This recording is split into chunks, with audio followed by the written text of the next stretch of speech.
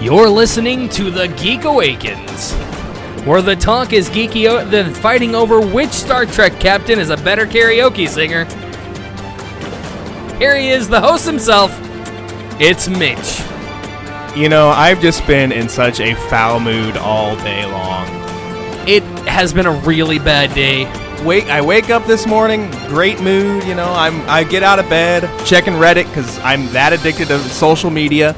And the first three posts is what we're going to talk about in a few minutes. And I was just like, I want today to be over already. I'm done. No, right there with you. Right there with you. And way to go. You used up all the intro music, so there's that. Just kidding. It's only a minute long, so yeah. It's actually one of our shorter intros. Also joining us is Tabitha. I'm just trying to figure out if 2016 is over yet. I believe it just began. That's the problem. I agree.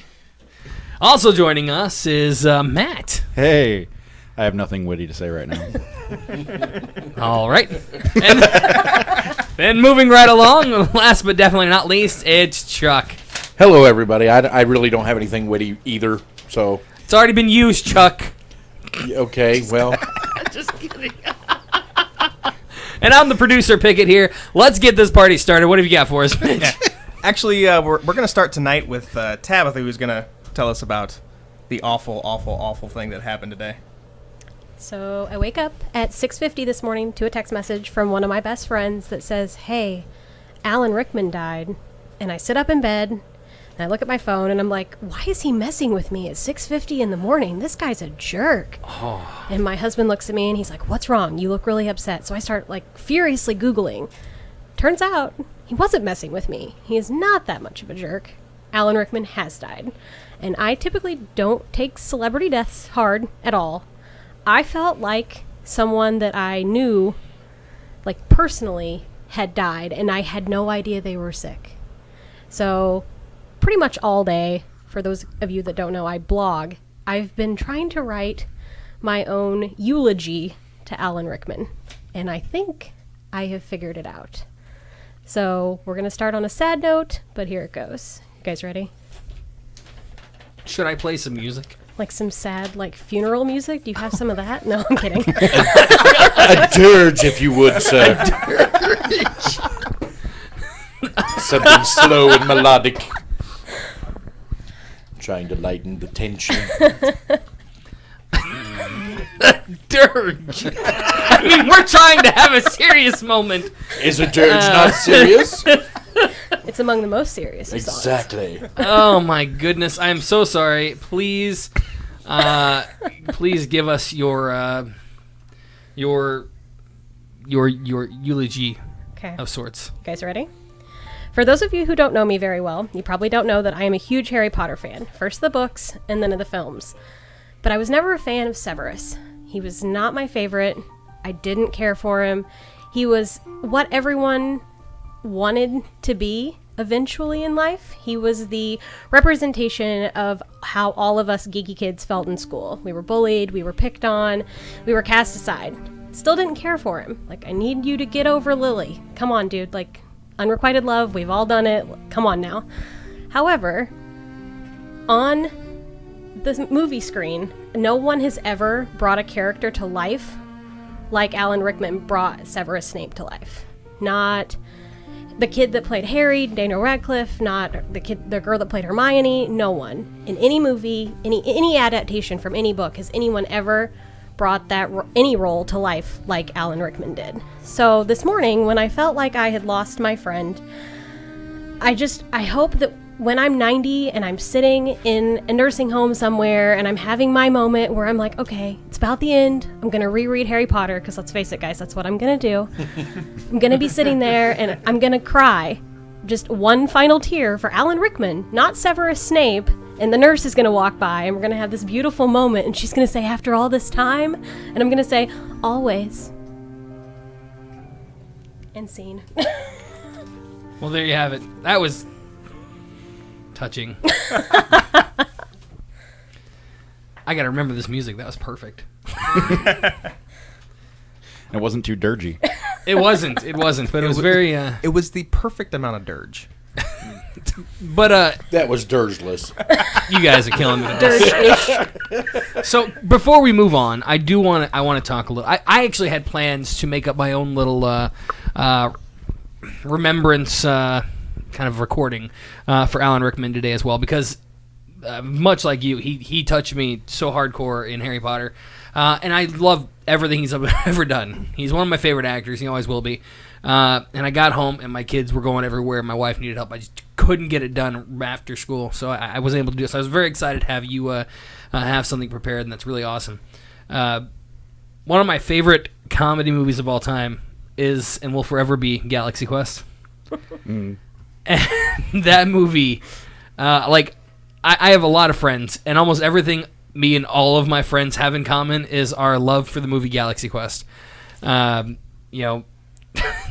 Just thinking about it, I get all chuckly and whatnot. Is that even a word? We should watch it. Have you seen it yet? Yeah. I've figured as much. Actually, you know what? I think we will watch it. It's been a while, but I mean, yeah, I've seen it. It's going to happen. I'm going to do it tonight. You going to stick around? For that? Yeah. Yeah. Word. Everybody else is welcome to stick around for some Galaxy Quest. It was either that or Harry Potter, and I've seen that a lot lately. You're going to feed me, right? I guess I can. Let me text the wife to make sure she knows. But no, great films. I love Alan Rickman. I was much like you, finding out that he died. Of course, I didn't find out until I was in class this morning, and so I'm literally in class like.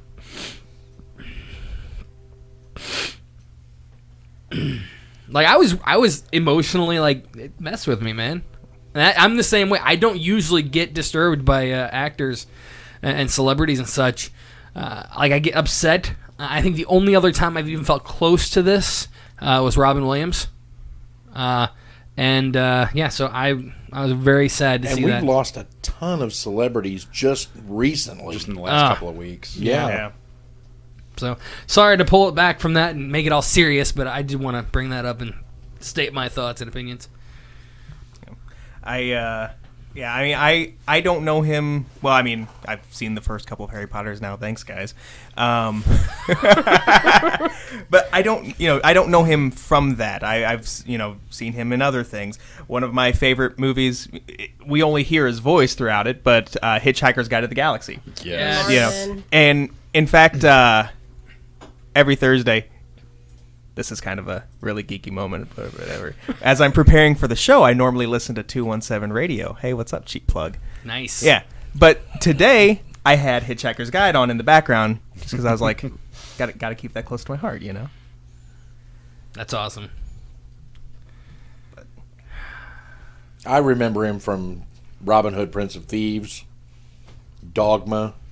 Oh my gosh. Yeah. Die Hard. Sweeney Todd. Die Hard. Die Hard. Hans Gruber. Sweeney Todd was another one of my favorite roles for Alan Rickman. Believe it or not, he just played the character really well. He's one of the ultimate villains. He is. He is my favorite. As far as an actor goes, he is one of the ultimate villains. But he's one of those villains that you care about. Right. You care what happens to them. You're invested in him. Mm-hmm. Yeah. Well, and it was the same way. I started out watching Harry Potter before I read it. So everything Harry Potter for me was always Alan Rickman. It was. I never had a chance to formulate my own, and so when I read through all the books and I'm thinking Alan Rickman, I already got attached. And then to see, because I was nervous, I was legitimately nervous for the last two films because I'm like, can he pull this off? By God, he can pull it off. I was floored by his performance in that film, and yeah, no surprise there. I guess it should be, but there we are. All right, damn it, we need some happier news. Yes, please. Yeah, Matt, you had a feel good story of the week. Oh yes, my feel good story of the week. I can definitely start there. Over the last couple of years, everybody that shops around Christmas knows they see the St. Jude research organization, the stickers and logos on windows for businesses and such, whatever. So especially during the holidays, they make a push for their research and for donations and such. GameStop, being a gaming company, for the last couple of years has added to their POS system for November and December the option to donate when you purchase something from GameStop. You get bonuses, like you get bonus trade-in credit if you do the donation. You know, they have other bonuses that you can get by, you know, going higher, giving, you know, larger amounts. But the whole thing is that this past year they had a goal of raising $1 million for St. Jude. When all was said and done and they tallied it all, they raised $2.8 million. That's Nice. amazing. So that's awesome. So over the past 4 years, it totals to $4.2 million. So it's just one of those things, like, I think, you know, a lot of people look at gamers and geeks and nerds and stuff and, you know, kind of, you know, the introverts and, you know, oh, we're just worried about ourselves and not anything else. I mean, I think that just shows that, you know, the gaming community does care and they have hearts. Right. I know. And just, you know, to blow that $1 million goal away by almost 3 times, I think is incredible. There's still at least one jerk who only donated just to get that extra 10%, though. Which is true, but the end of it is that much more money is going to go to juvenile cancer research. Oh, absolutely. So, kind of sticking on the gaming topic, you mentioned something about a fake Minecraft earlier, Pickett. Yeah, so I was doing my bit of research, and I discovered that there is a game that was released on the Apple what is it? Apple App Store. Yeah, that's what it is. shows you're an Android user. Yeah, well, I used to be able to spat that up pretty quickly, but yeah, I've been an Android user for a couple of years now. So, and I don't know how much in total they have made with this app, but somebody out there made a fake app and put it up for $10.99 on the App Store and called it Minecraft Pocket Edition 2.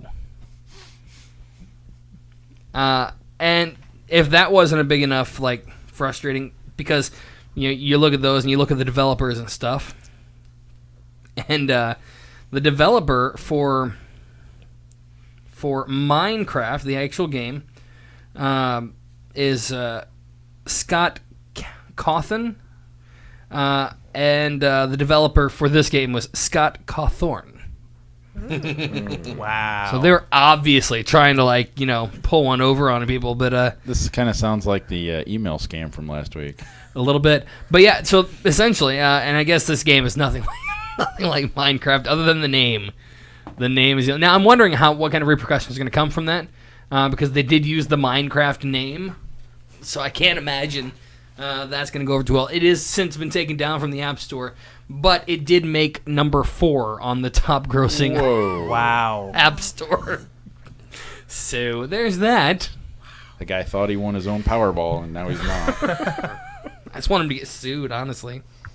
Well, and that really kind of, to me, it sounds like that's going to happen. Because, I mean, Well, it's not like it was Minecraft or anything, silly like that. It was the actual... Yeah, and let me double check. Minecraft is now owned by one of the larger companies, right?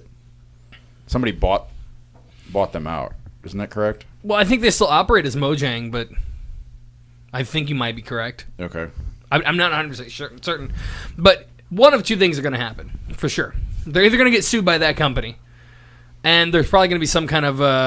and Apple may just work it on their own and say, okay, anybody purchase this app, we're going to give you your money back.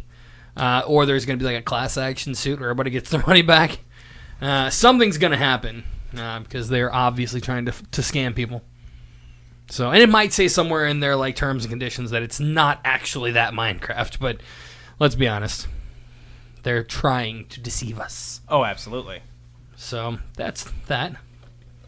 All those parents are looking at that bill going, what the hell did he buy this time? Hey, my mom doesn't argue too much, okay? So, we got a bit of Marvel news. Back on Tuesday, Marvel released a... That's a long time ago. I know, right? Way back on Tuesday. Back in my day. I literally just said that like 20 minutes ago. Back in my day. But they released a teaser. It was all in black, and it says "Dead No More," suggesting that someone or something is coming back from the dead. As I was kind of thinking about it, initially, like, for me, my top two are Professor X and Wolverine. I don't really like the idea of Wolverine because, well, he died not that long ago. And even still, we've got Old Man Logan in the Marvel Universe now. We also have somebody else who has the mantle, the Wolverine mantle. So he's not really necessary right now, but I can see him, with him being the highest profile dead Marvel guy. I kind of thought that. So we had that, and then today they actually released another teaser. It starts off in black, and then it kind of fades to a yellow, or maybe it's reversed. The other way around. The other way around. Yeah, Starts in yellow, fades to black. And in the same font, it says, "Best beware my sting." Huh. So the yellow and black still kind of says Wolverine to me, but that doesn't really sound like Wolverine. No, not at all. I'm almost wondering if it's not two different. I mean, it sounds like it's probably two different teasers. But I can see that, but they still looked so similar.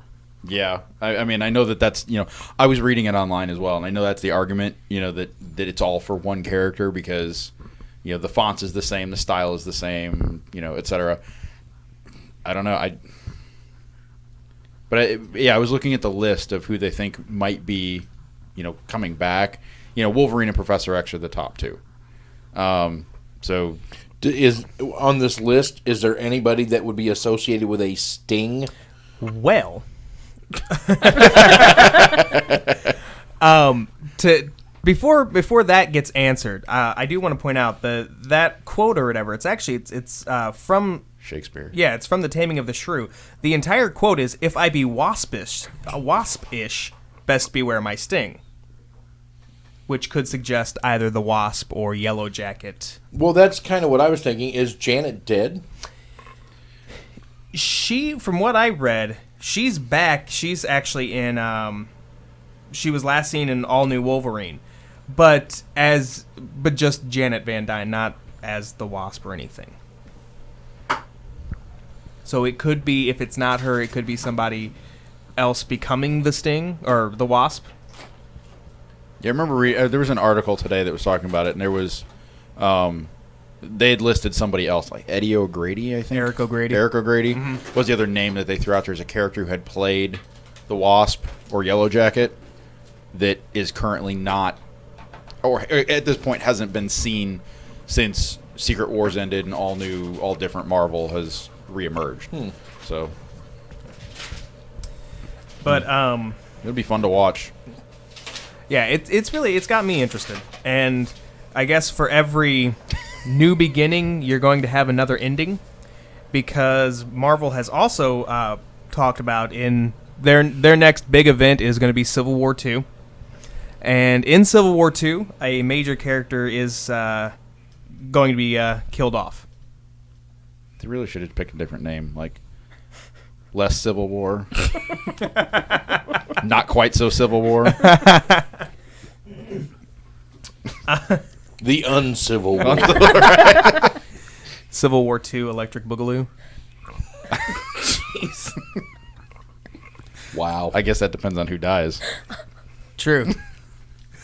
But yeah, with the synopsis for Civil War II was also released, and it's going to feature a new Marvel character who has the power to calculate the outcome of future events with a pretty high degree of accuracy. Does he wear a red shirt?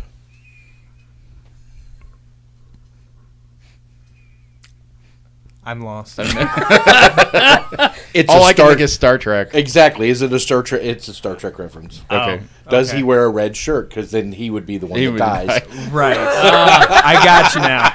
We're all thinking like Marvel characters. I'm like, what? I thought that's where you were going, but I wasn't quite there. Back in my day. I was going that direction too, but I was like, is that too vague? No.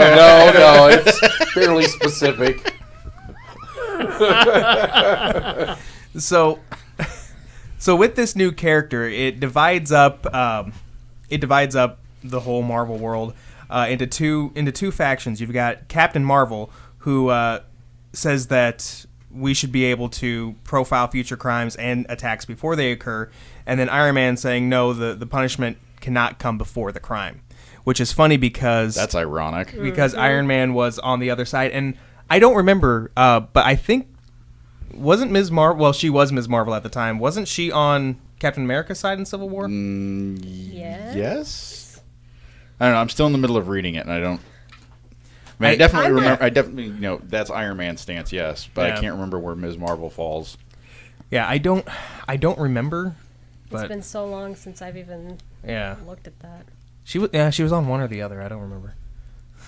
That's how the Civil War works. Thanks for nailing that down, Mitch. She's got a 50-50 She's shot. on one side or the other. But yeah, so again, we don't have any idea when Brian Michael Bendis, who is going to be writing this new one, when he was going over everything, initially kind of as a placeholder, he used Peter Parker as the guy who was going to die. But yeah, that was a pretty interesting read. Yeah. That story about that and how they finally decided who was going to die. Like, they had this big meeting, and then he and one of the other writers left the room for a break. And while they were on the break, they're like, "Oh my God, that's brilliant!" And they came back to the room like, "Hey, this is who's going to die," and everybody was fell in line with it. I don't know, it's kind of an interesting.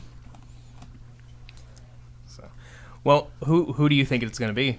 Just kind of, I mean, we're all grasping at straws here, but Well, I don't know, because so many of them have just kind of sort of come back from the whole Secret Wars shenanigans.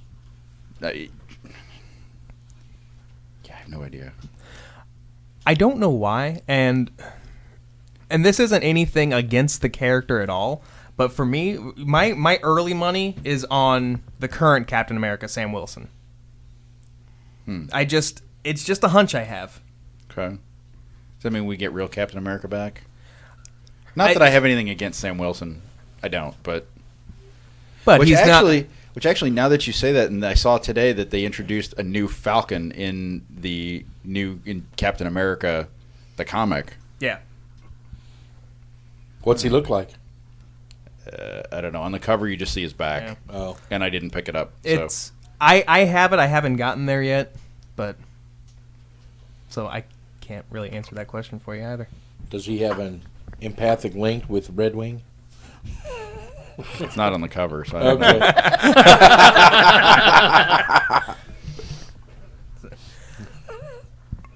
All right. Well, we're going to move on to a little bit of casting news. Matt, you might be able to tell us who the next Han Solo is going to be. Yeah, well, it's one of these guys on my list. Which one, I don't know. Was it just last week that we were talking about how many people that they had going in for, initial reads for this movie? Yeah, which it was like literally everyone in Hollywood. Yeah, Like, I'm actually sorry. No, I was going to make a stupid joke. Oh, well, and I feel bad. I don't like the stupid jokes. Go ahead and tell it anyways. I was just going to say, I'm pretty sure I read where Jennifer Lawrence even was up for the part of Han Solo. Are you happy now? I am. I like the stupid jokes. No, I was actually surprised to see they had a short list already. Yeah, That came as a bit of a surprise to me. yeah. After something like 2,600 or 3,600 casting videos or something that they'd gone through, I was that's very down to 8. yeah. Holy I was cow. very sad to see that. Wow. Now that's a short list. That is a short list. I was very sad to see that Chris Pratt wasn't on there. Chris Pratt is too old to be a young Han Solo. I know, but I freaking love him. It's true. It would have, yeah. I know, right? Yeah, it would have been really good though. Oh, damn it. So who is on the short list? Okay, so the short list. I'm gonna go backwards to forwards at least on this, just because I feel like it that way. All right, so I also have ages for these guys as well, so we can throw that out there. Hey Matt, can I before you get into that, your microphone, your headphone cord keeps hitting the tapping your I'll mic. hold it still, so we'll see if that helps things out a little bit. Okay. I'm like, what is that? I've been searching the room. Oh no, I knew what it was. I've been searching the room, and suddenly I look over to you, and every time you moved it, it's like, I'm like, oh my gosh, it's mad. I got so used to using one of the other microphones, and now I'm using this one again. He got spoiled. I did. I didn't have to hold it or anything, and just sit there in front of my face. I'm actually going to order more stands like these. Those can go on these stands as well, so everybody will have a stand eventually. That'll be great. Sorry. Anyways, go on, sir. Short list. In backwards other news, to forward. right? Okay, so Miles Teller, who is 28 years old, and most recently was Reed Richards in the new Fantastic Four. And I'm a big fan of Miles Teller. Big fan. I don't know how I feel about him as a Han Solo. Yeah, I don't visually. I just don't see him. That's where I'm at with it. So, but it's Han not Solo. because I don't like him, because I absolutely love him. But not for that for me. I would watch him watch paint dry. I'm just saying. Just throwing that out there. Huh? Let's see how you feel throughout the rest of this. Well, list. oddly enough, he is good friends with Jennifer Lawrence. So I mean, there's that. It all comes back to Jennifer Lawrence. As it should. And drones. Spoiler alert: Jennifer Lawrence is a drone. Then we have Jack Rayner, who is 23. He was in Transformers: Age of Extinction and Delivery Man. We have Logan Lerman, 23. He is the guy who plays Percy Jackson in the Percy Jackson movies. And he's decent. He's actually he's the number one on my list. So I didn't know who he was, but then I realized that he has already had a lead as Percy Jackson, and despite not seeing those movies, visually I could see that translating. Blake Jenner, who's also 23, he is in Glee and 2 episodes of Supergirl. Then you have Dave Franco, who is... No, I was saying he was my number 2. Oh, okay. Dave Franco, though. Who's 30 years old. He is James Franco's little brother. Ansel Elgort, who, if I did the math right, is 21. And then Divergent movies and Fault in Our Stars. Scott Eastwood is 29. A Gran Torino and Fury, the Brad Pitt tank World War II movie. And then he's also listed in Suicide Squad, but there's no character name listed for him. So there's that. And then last but not least, Emery Cohen, who's 25. He is in the movie called Brooklyn, which is a big, what's the word I'm looking for? Indie? Yeah, indie or movie film festival type film. He had a role in The Gambler with Mark Wahlberg. He was in Smash, the TV series as well. You said The Gambler, and I thought Kenny Rogers. Wow, he's old. No, it's a good list. Honestly, I've only got 3 on there that I'm really all that gung ho about. So that's the rundown. Yeah, I'm Dwayne The Rock Johnson. You smell what I'm cooking? The name that really kind of surprised me on that list is Dave Franco. Dave Franco is not on my list at all. I mean, I really like Dave Franco. I think he's the funnier of the Franco brothers. But in terms of just looks, he doesn't look like Han Solo. He looks like a frat bro. I don't want my Han Solo to look like a frat bro. That's not okay. Pop the collar. Most of those names I have never heard of. Yep. I know that's kind of why I went through and I did the list of what they've been in, because I also didn't know most of the names. So I will have to look those up. I'm okay with Teller. So he am just I. looks like such a... I like no. Visually, it's for me. It's not an acting thing. It's not a Miles Teller, because like I said, I love Miles Teller. He doesn't look the part to me. He just does not to me. He just, to me, he looks like a pocket liner, and so Han Solo is not. He's the anti-pocket liner. The anti-pocket liner. I don't understand that reference. Nerd. Okay. One of those kids that wore the... Oh, the pocket liner, pocket protector, pocket protector, Okay. with the pens. The first time I saw him, he was in the movie, the remake of the original movie, Footloose, and he played Willard, and he was awesome. I mean, he was probably one of my favorite characters in the whole film. And since then, I've tried to see as much as I can from him, but yeah, I just love him. He was in Divergent. I haven't Whiplash. seen anything that he's been in, so maybe that's part of it. Oh man, you would like him as The an new actor. Fantastic Four. He was Mr. Fantastic. Yeah, that's on the list to see, even though it was panned everywhere. It was not as bad. I as thought everybody made it out to be. I thought it was a great movie. Okay. It did get panned, and I think a lot of that was because fans wanted to see the original characters there, and I'm guilty of it too. It's like essentially kind of a reimagining or a Correct. rebooting. Yeah. Yeah.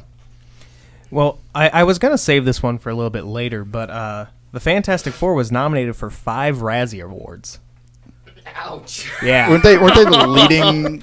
No. No? In fact, a lot of movies earned 6 nominations. Let's see. 50 Shades of Grey, Jupiter Ascending, Pixels, Paul Blart Mall Cop 2. Oh, that was all rough. That's all a shame. beat they all beat Fantastic Four. They're up for Worst Picture, Worst Remake, Worst Director, Worst Screen Combo, and Worst Screenplay. Well, See, it's not fair to the director. the based director- on the articles I've read. The director one frustrates me because he kind of lost creative control.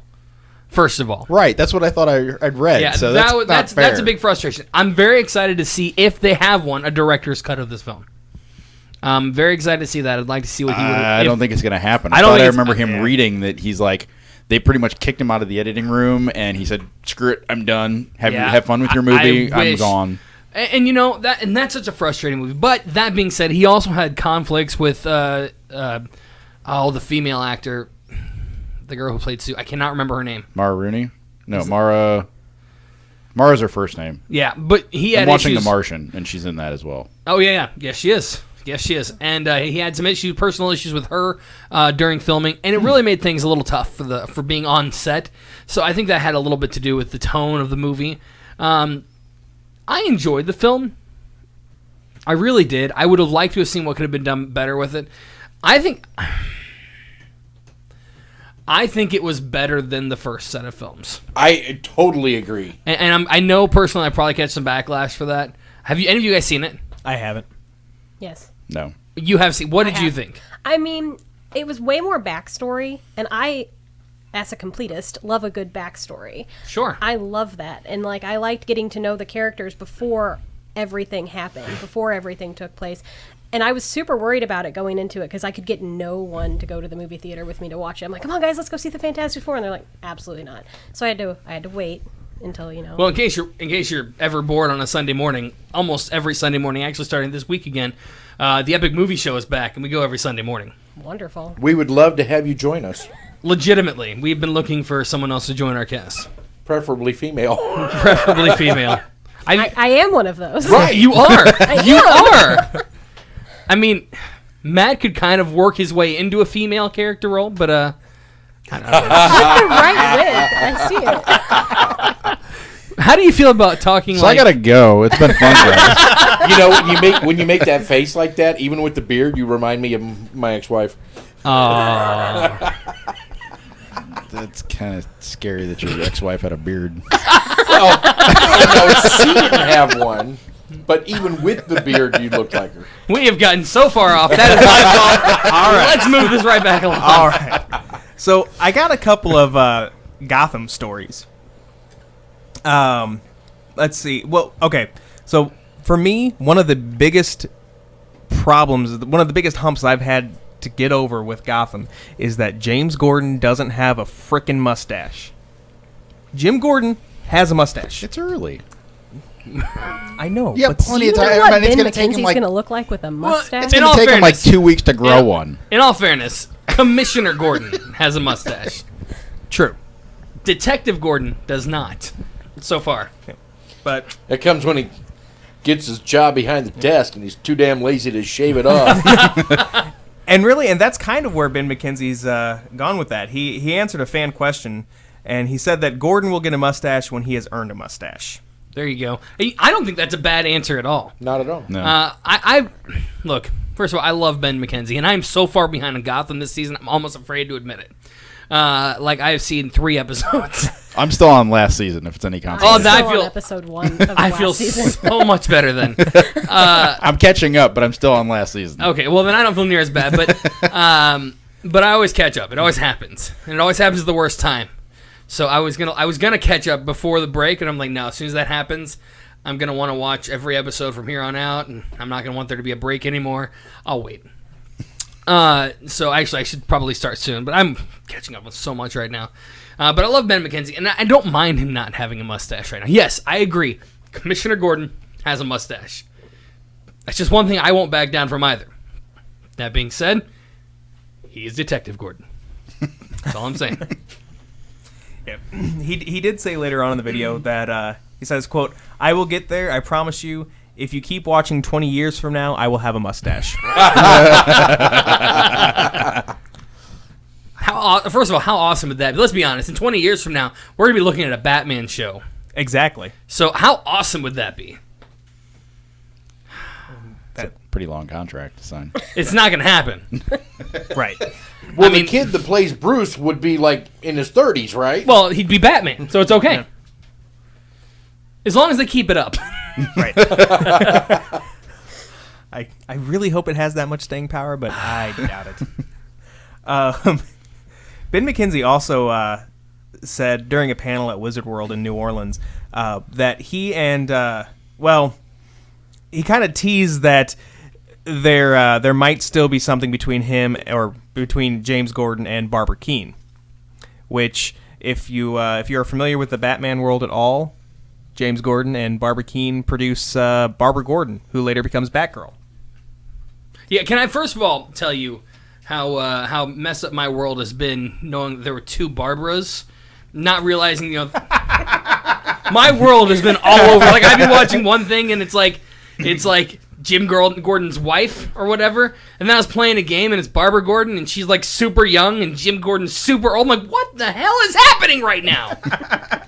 It's a Hugh Hefner thing. Rock the cradle of love. But yeah, it didn't occur because, like I said, I don't read comic books yet.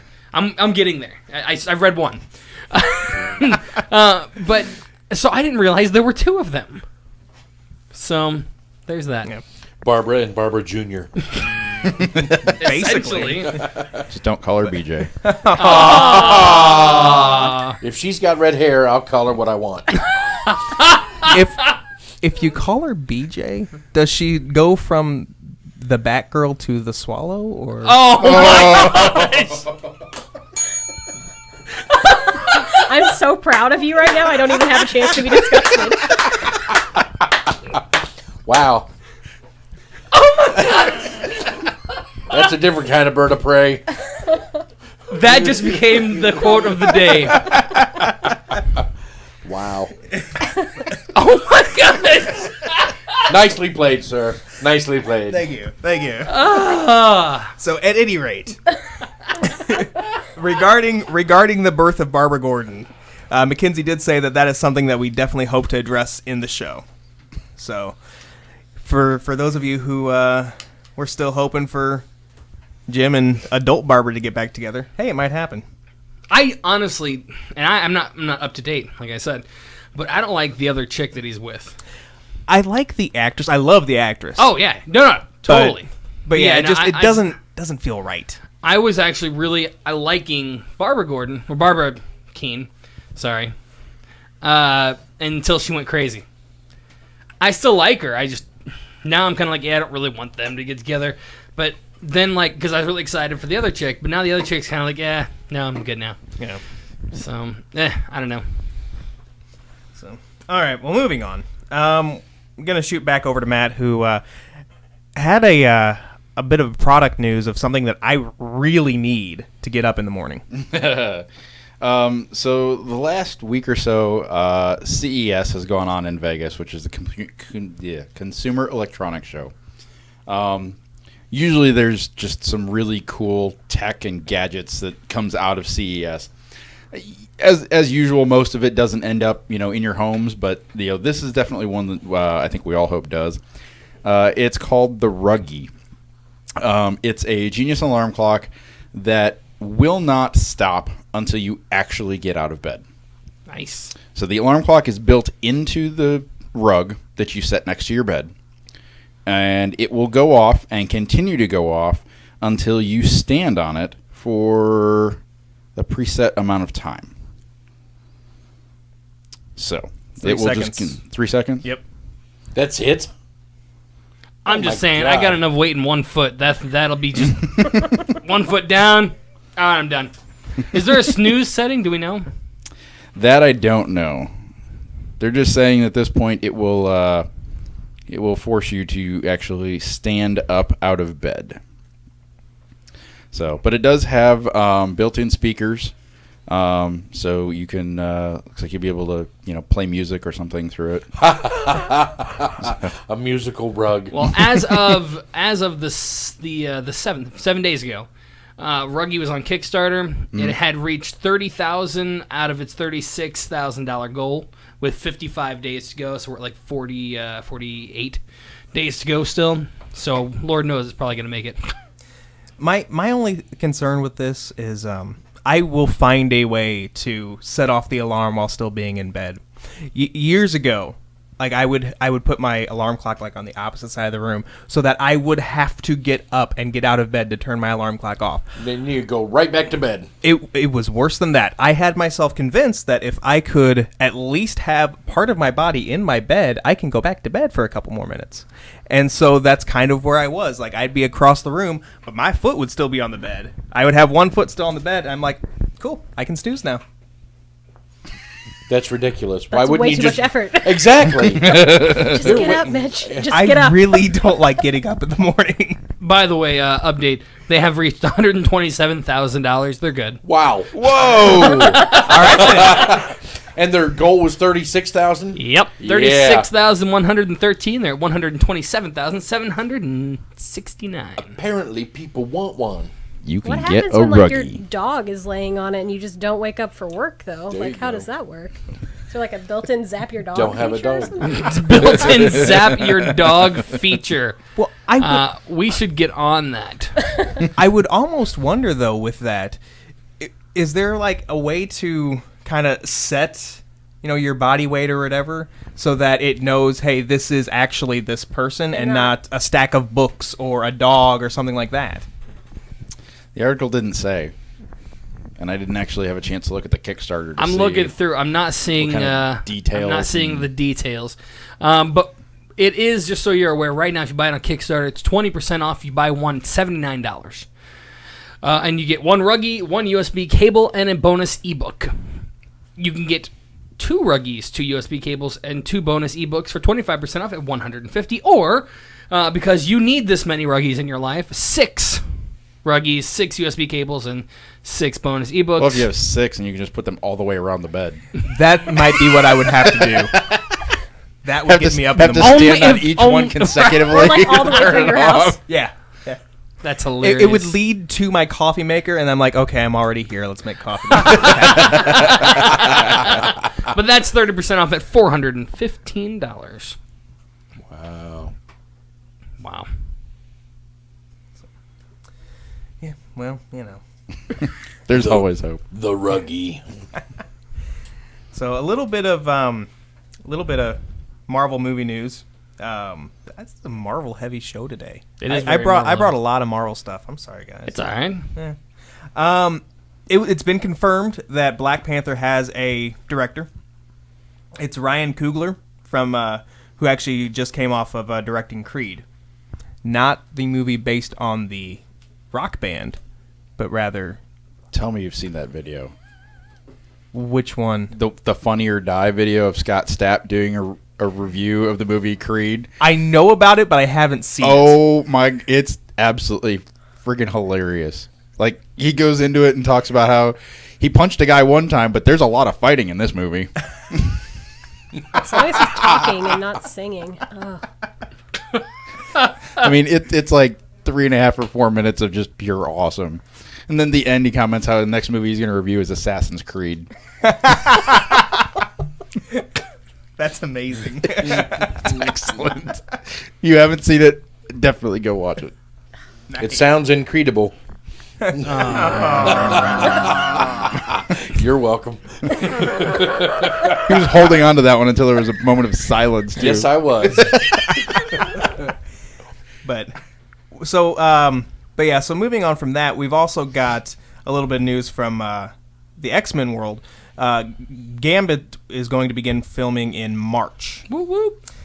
But it was supposed to begin filming in November. Those plans were canceled when the director actually dropped out. They got a new director. As of right now, it's still scheduled to open on October 7th of this year. Yeah. I wouldn't be surprised to see it pushed back. And it's not, with it being an X-Men movie, it's not in the MCU, so it's not right as tied up. Yeah, contingent upon other movies. Exactly. So I can see them pushing this one back a little bit, but... well, as they probably should at this point. Yeah. I mean, it's one thing if it got pushed back a month or two. Yeah, we can make that up in post, fine. But you can't make that up in post in 6-7 months. Yeah. But not a whole lot is known about the movie. It's just it's kind of being described as a heist movie in a sexy thriller kind of way. Hopefully they do better. They do better with Gambit this time. I didn't mind the guy that played him. The character, yeah, the character was. I didn't mind the actor. What they did with the character was. Well, junk. what it was is we hadn't seen him yet. People have been clamoring for it. So just to me, I feel like they just threw him in. Let's give him 5 minutes in a Wolverine film. Done. There you go, people. Shut up and leave us alone. I know, but they had to add so many special effects. Oh, I'm aware. For the 5 or 10 minutes that he was on screen. Which is another thing that really kind of got to me. It was a very special effects, visually stunning type light show, except for the Gambit scenes, really. Which makes me wonder if they're going to follow through stylistically with the Gambit movie, with the classic image and some of the arc of him throwing the cards and the pink light. And I hope so. I don't see how they can't. Well, unless it's they didn't the first time they brought him. You're right. But but at the same time, you've got Nightcrawler, who his Bamf is iconic, right? And they've kind of twisted away from that too. Yeah, which irks me just a little bit. I mean, in the Wolverine movie, they gave him a staff and he used it like a helicopter. Really? I mean, how stupid is that? It's not a helicopter; it's a drone. No, it wasn't a drone.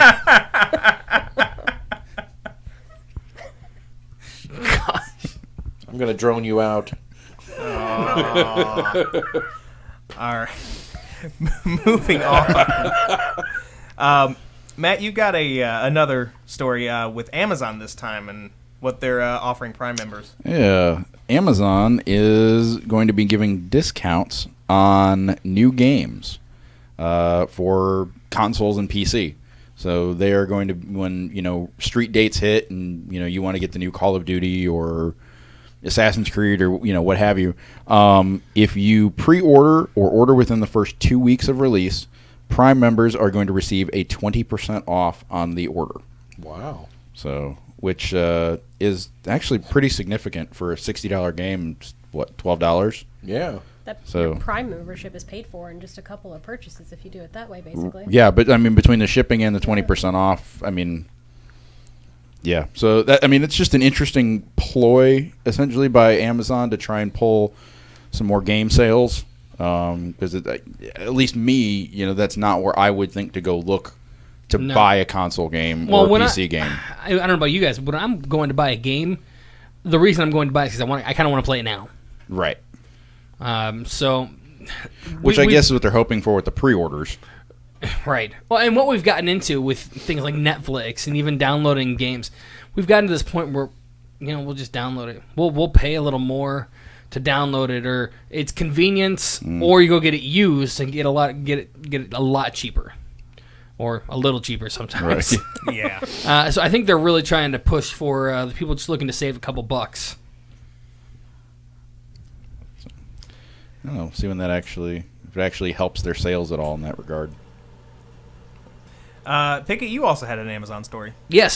So Amazon, anybody here is also a Prime member. Yes. Like a choir of yes. It was amazing. So I'm so too worth cheap it. for Prime. You I'm know too what? cheap to not have Prime. Exactly. Just you and me, Prime. One of the most exciting parts about Prime is, of course, the free 2-day delivery, which to me is everything. Yes. Yeah. There was a once upon a time. This year, we've bought a lot of stuff on Amazon. Like 2 years ago, I had 6 orders. Last year, I had 87. Yeah. What? And I don't ever buy just one thing at a time. Anyways. So that being said, can you imagine how much they spend on shipping? For instance, in just the third quarter of 2015, they had spent $3.2 billion on shipping. Wow. Well, they've decided that one of the ways they'd like to try to cut the cost of that is to start its own shipping company. Well, not really start its own. It's actually owns 25% of a French shipping company, and they want the rest so they can evaluate the logistics of actually doing that everywhere.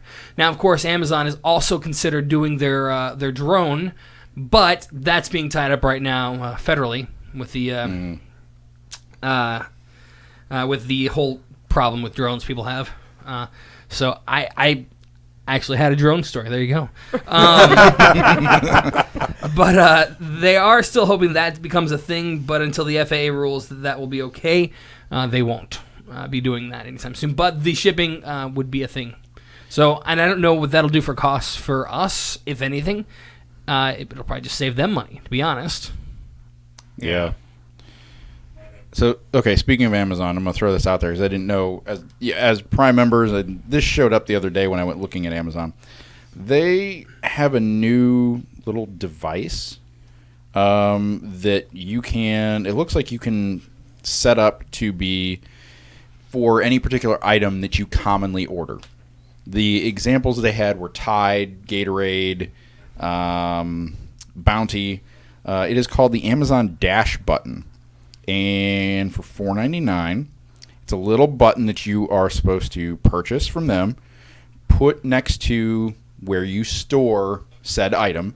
When you run low, You hit push the button, it automatically reorders and is delivered to you. I'm never going to have to leave my house again, guys. Yeah, I've actually been looking into this. They've had So these out for a while. I don't know if they're for all the different, like you can set it up for different items or if it's just preset selections. Right. I didn't look that far into it, but that alone is... I need a surge button. Well, do they have a button for one of those like 500-gallon tubs of lube or whatever? No, they have one for Cottonelle, but I don't think if you run out while you're on the pot, that's going to help. Not going to get there that fast. Now that's when you need a drone. Right. When that drone shipping becomes a thing. You guys wait. Then you'll need the Clorox wipes one. Ooh. Sorry, I was just looking at the other buttons. Man. Better make sure that bathroom has a window. Oh, there's a Huggies button. That's convenient. Do that one instead For when of... you run out of the Cottonelle. Desperate times call for desperate times. Depends. I don't see that one. Anyways. Yeah, this is the Sorry, second, going off story. It's all topic. right. This is the second week in a row now where we've had like too many stories, and I'm not complaining, but Right. I want to make sure that we talk about this one because I think it's awesome. Tabitha's going to tell us about it. It was actually something that was posted to the Facebook page earlier this week, and if you don't like us on Facebook, you should. But yeah, so tell us about our new drinking buddy. So I would like to say that I don't drink alone, but I would be lying. Just to be completely honest, everybody does it. It's okay, guys. There's a guy in South Korea that's actually invented a drinking buddy for you. It's a cute little robot. He's black and white. He's super adorable, and everybody needs one. Sit it on their kitchen counter. No, you don't need one? I think I need one. I'm not saying you don't. I'm saying I don't. I mean, he's there to make you feel better about yourself. Anyway, so he created this. It wouldn't be a male if they wanted me to feel better. Ah. I get it. Moving on. Anyway, so he's a South Korean inventor, and one day he was, literally the article that I read says that he was sitting at home and he was like, I don't have a girlfriend, I'm gonna drink, which I get it makes sense. And then I just assume all men without women in their lives just drink. I don't know. There was a time, but That's not true. I'm kidding, of course. He invented a. I'm a terrible liar. Yes, you are. He got sad because he didn't have a girlfriend, Right. so he was drinking by himself. So he invented a robot that takes shots, and the robot will hold the bottle and just take shots, but it doesn't waste your alcohol. He just puts it in like a little funnel in his little robot belly, and then when you're done drinking, probably the next morning, because you've been taking shots with the robot all night, you put the booze back in your original bottle. You're not wasting anything. It's like recycling. How do you get it from his belly to the bottle? You unscrew the belly. yeah, it's a Oh, bottle. okay, okay. It's like an And you, actual like, there's a jar. funnel. I when you was pull I it- was hoping that there wasn't like a release valve at the bottom. That would be amazing. That would be Much amazing. better. I like that So idea. right. We should write to this guy. No, Like, I no. have a better idea for you. I don't want him knowing how like- lonely I am. So, I guess here's my concern. When Skynet takes over, after it drinks with you all night, then it'll give you suggestions like, hey, you should go for a drive. That's my concern. I'm just saying. Well, my concern though is because the robot clearly isn't getting drunk, so he's going to drink you under the table. I'm way too maybe even drink you to competitive. Quickly. Well, and that's the other problem is you're sitting here trying to go Matching go shot against for shot. shot for shot. Be like, you, sir, are almost too drunk to do this. I can see it in your eye. I assume he has an eye. I didn't look at the robot. He does. He has two of them. Oh, well then. I can see it in your electronic little eye. I'm too competitive for the robot. It wouldn't go well. I'd have alcohol poisoning. People would be like, what happened? My robot outdrank me. It's just a bad story. My favorite part of, and his name is Drinky. I don't know if you Yes. mentioned that or His not. name is what? Drinky. Of course it is. Yeah. The best part when Drinky takes its shot, his cheeks turn red. Of course they do. Cute! Come on! Because why wouldn't they, right? Right. I gotta look this up.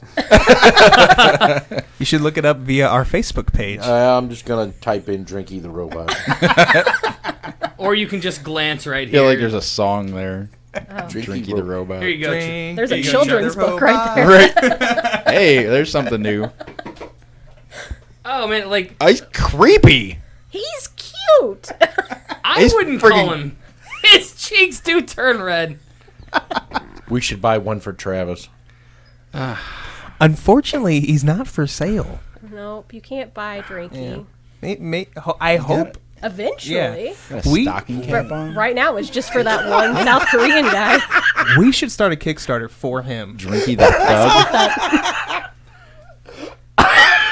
Just let it go, man. Let it go. We clearly missed something. We missed Oh something. yeah. Oh yeah. This is obviously a product for men. That's all I'm going to say. That's all I'm going to say. I had that thought, just to be real with you. Yeah, I went there too. I watched and I'm like,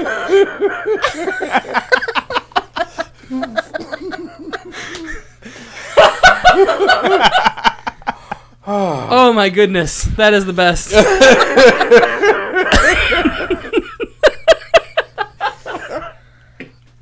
Okay. What else we got?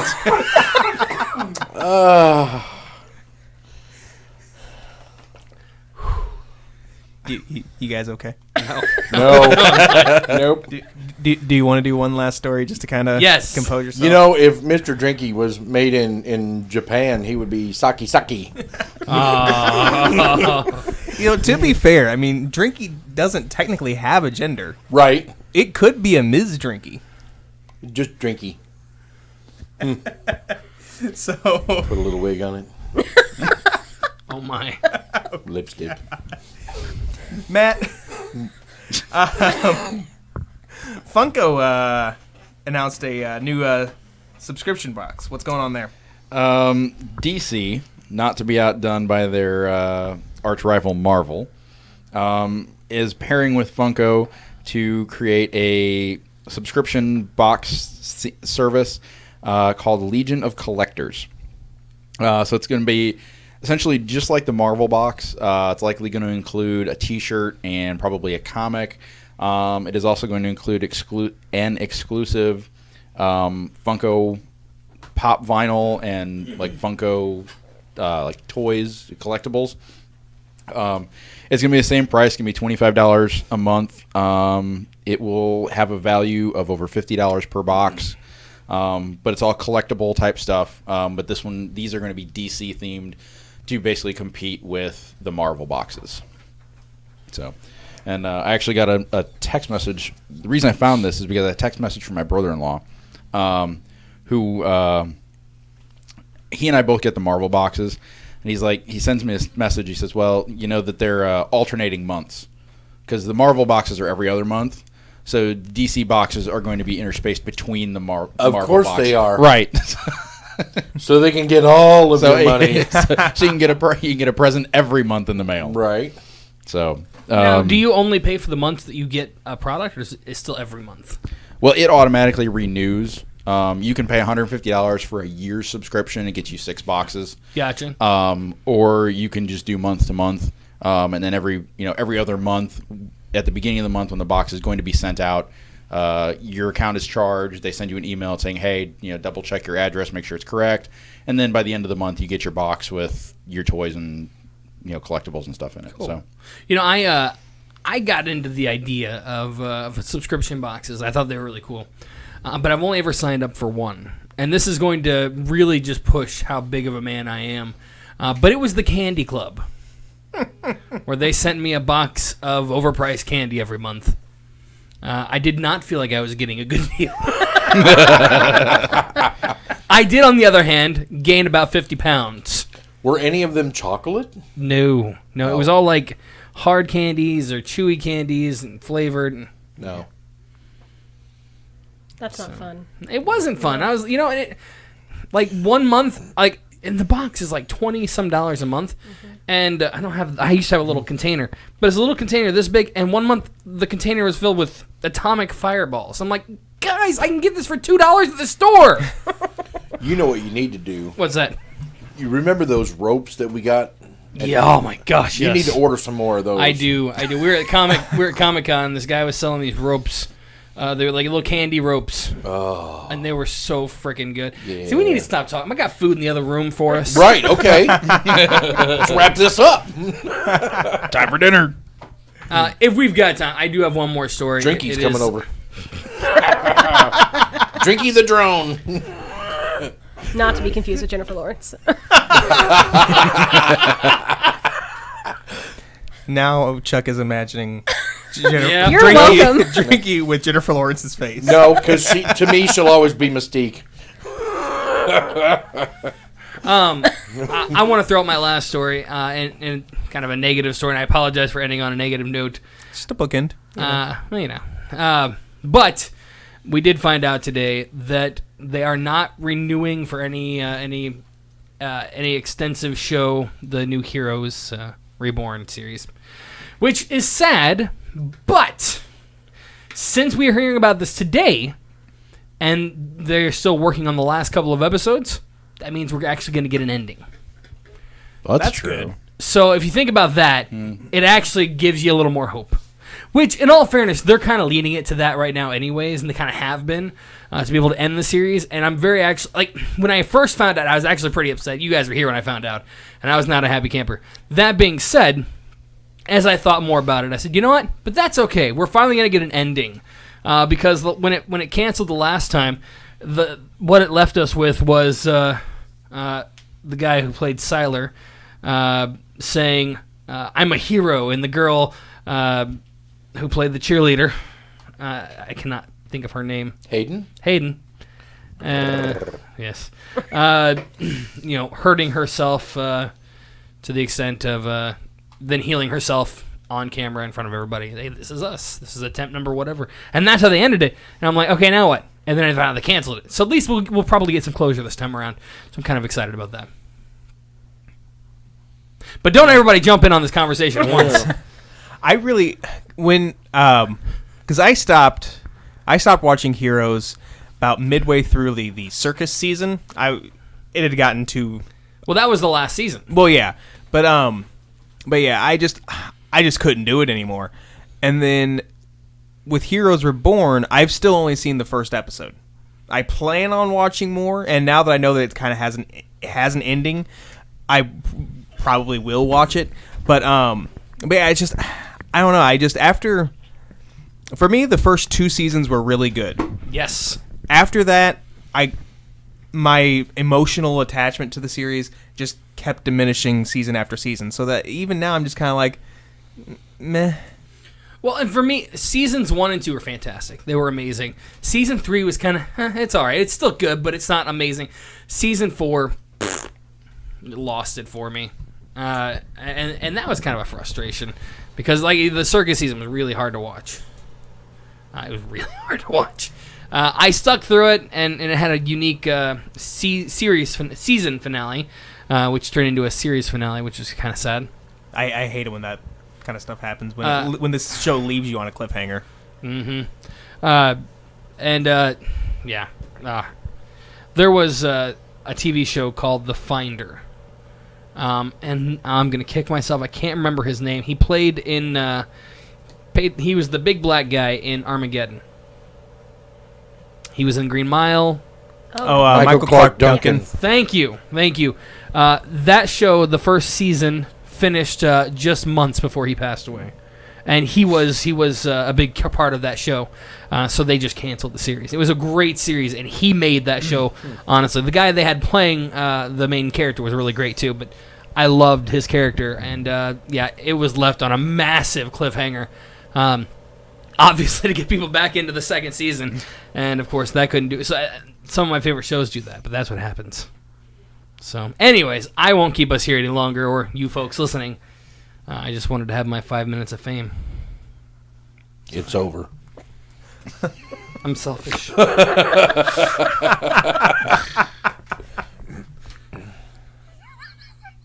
I guess I'll play some music or something. Here we go. How about our intro again? With the sound on. Well, ladies and gentlemen, you've been listening to the Geek Awakens. Don't forget to check out all the exciting content at 217radio.com. Check us out on Facebook. If you haven't already liked us, give us a like.